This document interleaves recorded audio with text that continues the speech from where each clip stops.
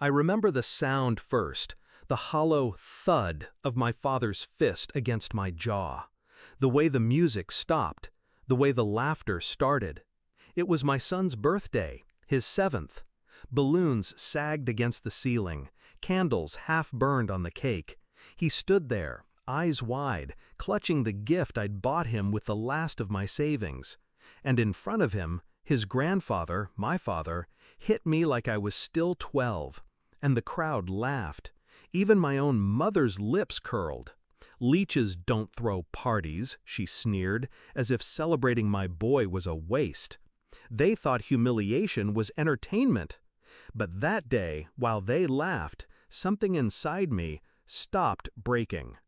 There was a time when I believed in them, my parents, their approval, their guidance. I worked myself bloody, trying to be worthy of their pride. When I had my son, I thought maybe, just maybe, they'd soften. A grandson could thaw their frost. I was wrong. He became another weapon. Every milestone of his, they twisted.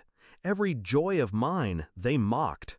And yet, I kept inviting them in, because I was still that boy who wanted his parents to love him.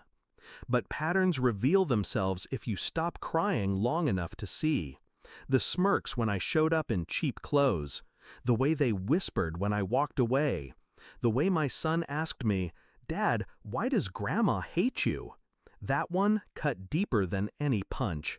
And then I heard them. Late one night, I'd left my phone recording on the table when I stepped out. Their voices spilled out later in my headphones. My father, "He's pathetic, can't even throw a party without begging." My mother, "We shouldn't waste time on him. The boy will learn soon enough his father is nothing." That was the moment. Not the punch, not the laughter, but the realization that they wanted my son to inherit their hatred, to believe I was nothing. No, not anymore. Revenge is best served like fine wine, slow, deliberate, and impossible to forget.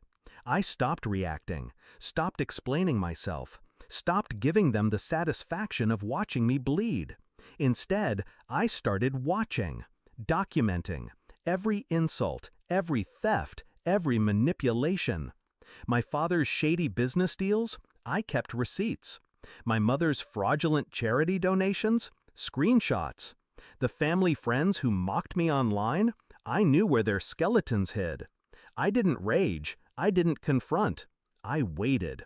Because humiliation isn't erased by anger, it's erased by precision. Their arrogance was my weapon. They thought I was too weak, too soft, too broken to ever strike back. So I built the stage, piece by piece. The perfect day came sooner than I expected. Their anniversary, a grand party, dozens of friends, colleagues, neighbors, the kind of crowd they lived for. I made sure my son was safe with a trusted friend. He wouldn't see this part. This was for me. The room glittered with crystal glasses and false smiles. My parents stood at the center, king and queen of a kingdom built on cruelty. And then the projector lit up. Not with their wedding photos, not with family memories, but with my father's voice. "He's pathetic, can't even throw a party without begging." My mother's laugh followed. "The boy will learn soon enough his father is nothing." Gasps rippled, heads turned. And I didn't stop there. Slide after slide, video after video, every fraud, every theft, every confession. Their charities missing funds, their business bribes, their private cruelty made public. They tried to scream, tried to cut the power. Too late. I'd made sure backups played from hidden speakers, hidden projectors. The truth spread like wildfire, unstoppable. I didn't need to yell, didn't need to throw punches. I just stood there, calm, while their empire collapsed. I'll never forget my father's face.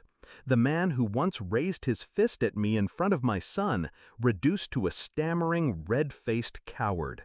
My mother clawing at guests, begging them not to leave. But no one stayed, not when the truth was undeniable. And when my father finally looked at me, eyes wild, I only said one thing: "Leeches don't throw parties." The words hit harder than his fists ever could. They lost everything: business, reputation, friends. I didn't need to raise a hand. I just held up a mirror and let the world see what I'd endured all my life. Now, when I look at my son, I don't see pity in his eyes. I see pride. He knows the truth. He knows I fought back, not with violence, but with intelligence. And for the first time, he sees me not as the boy my parents tried to break, but as the man who refused to stay broken. People ask if I regret it, if I went too far. No, because that night at his birthday, when they laughed, they thought they'd written my story. They thought humiliation was my destiny.